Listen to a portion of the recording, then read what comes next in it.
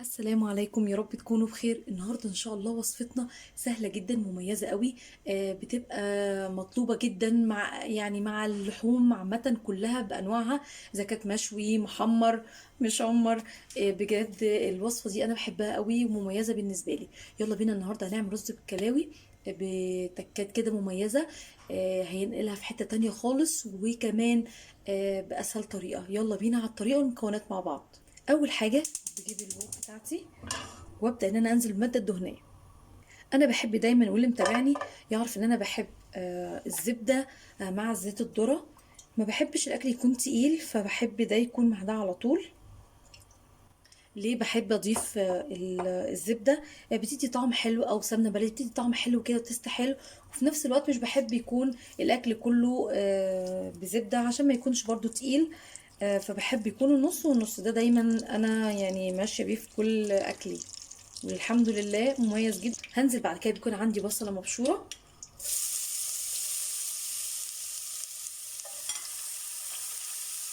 ده اللي بقول عليه بالظبط، ان انتي اول ما بتنزلي بالبصله بتاعتك بتدي كده ريحه حلوه جدا. لكن اللي عاوز يعملها بزيت بس مفيش اي مشكله برضه. انا عاوزه اللون يكون كده بالظبط، يكون لون ذهبي كده، مش عايزاها تتحرق قوي عشان ما تعملش معايا مراره في الاكل.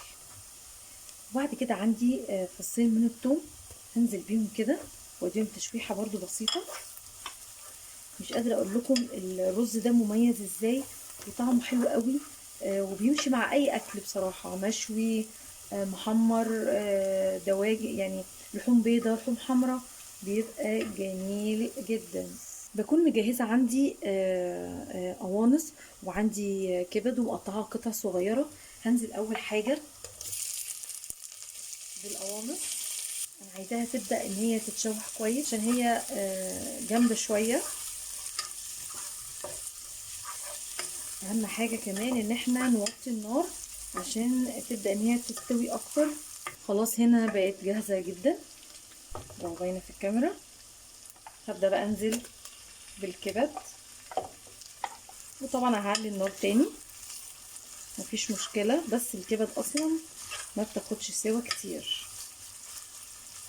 في المرحلة دي هنزل فلفل اسود، وده مهم جدا جدا، الاكلة دي ما تنفعش من غيره. وهنزل توابل فراخ بجيبها من عند العطار، تبقى حلوة قوي في الرز ده كمان. ورشة بسيطة من الكمون مش كتير، ورشة كمان من جوز الطيب. جربوها مع الرز ده حكاية. وهنزل كده بثلاث فصوص من الحبهان، بتدي برضو تست هايل هايل. اساسا يعني الكبد والكلاوي دلوقتي اللي قدامي دي عايزة تتغمس كده من غير اي حاجة. في المرحلة دي على طول هيكون عندي كوبايتين من الرز انزل بيهم على طول.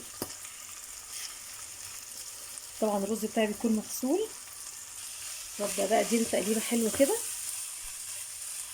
قلبته كويس، هنزل عليه برشه كمان من فلفل اسود. بصراحه انا من العاشقين للفلفل الاسود بصراحه، وبالذات في طريقه الرز دي بتبقى فظيع. بيفلفله كده وبيديه اللون البني، بيبقى لونه وطعم ما حصلش. المرحله دي بقى مهمه جدا ان احنا نقلبه شويه مع بعض. انا عايزاه يتشوح قوي، وبيكون متغلف بالزبدة ومع البصل تمام التمام.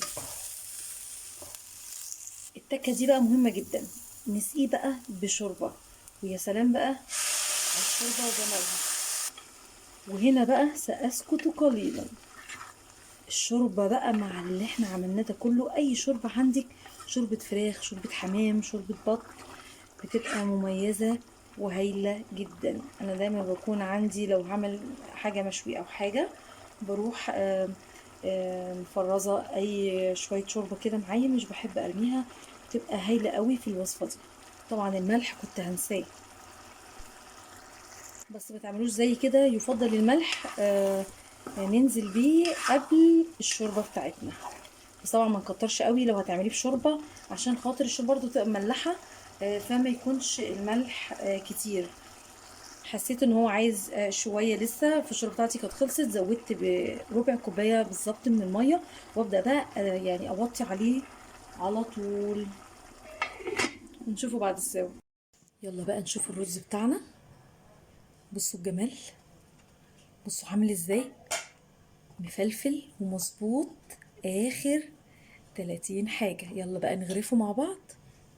وهنا بقى خلاص بعد ما غرفت الطبق بتاعنا وزينته بالنعناع بيبقى طعمه معاه حلو جدا. وما تنسونيش في سبسكرايب لو كملتوا معايا الفيديو للاخر.